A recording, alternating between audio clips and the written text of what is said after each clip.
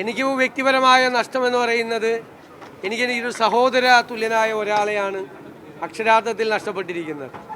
ഞാനിവിടെ തെരഞ്ഞെടുപ്പിന് മത്സരിക്കുന്ന കാലം മുതൽ, പറവൂരിൽ വന്ന കാലം മുതൽ അദ്ദേഹവും അദ്ദേഹത്തിൻ്റെ കുടുംബവുമായിട്ടുള്ള വലിയ ആത്മബന്ധമുണ്ട്. ഞാൻ തെരഞ്ഞെടുപ്പിൽ മത്സരിക്കുമ്പോഴെല്ലാം ഷൂട്ടിംഗ് വരെ ക്യാൻസൽ ചെയ്ത് ഞാൻ നോമിനേഷൻ കൊടുക്കുന്ന അന്നു മുതൽ എല്ലാ ദിവസവും തെരഞ്ഞെടുപ്പ് ഞാൻ ജയിച്ചെന്ന് പ്രഖ്യാപിക്കുന്നത് വരെ അദ്ദേഹം കൂടെ ഉണ്ടാവും. അത് കഴിഞ്ഞിട്ട് പോവുള്ളൂ എവിടെയും, പിന്നെ കാണില്ല. പിന്നെ ഞാൻ അങ്ങോട്ട് വിളിക്കണം, ഇങ്ങോട്ടൊരാവശ്യത്തിനും വരില്ല. ഞാൻ മത്സരിച്ച എല്ലാ തെരഞ്ഞെടുപ്പുകളിലും എൻ്റെ ഓഫീസ്, തെരഞ്ഞെടുപ്പ് കമ്മിറ്റി ഓഫീസ് ഉദ്ഘാടനം ചെയ്തിട്ടുള്ളത് ശ്രീ സലീം കുമാർ. അവസാനമാകുമ്പോൾ പറയും എൻ്റെ അവകാശമാണെന്ന് പറയും. ഞാൻ പറയും ഞാൻ വേറെ ആരെയും വിളിക്കില്ല, സലീമിനെ മാത്രമേ വിളിക്കുകയുള്ളൂ എന്ന് പറയും. അത്രമാത്രം നല്ല ഉറച്ച രാഷ്ട്രീയ ബോധ്യം, ഏത് തിളച്ചുമറിഞ്ഞ കാലാവസ്ഥയിലും തൻ്റെ ഉറച്ച രാഷ്ട്രീയ ബോധ്യത്തിന് ഒട്ടും വെള്ളം ചേർക്കാത്ത ഒരാൾ കൂടിയാണ് എൻ്റെ സ്നേഹിതനെന്ന് എനിക്ക് അഭിമാനമുണ്ട്.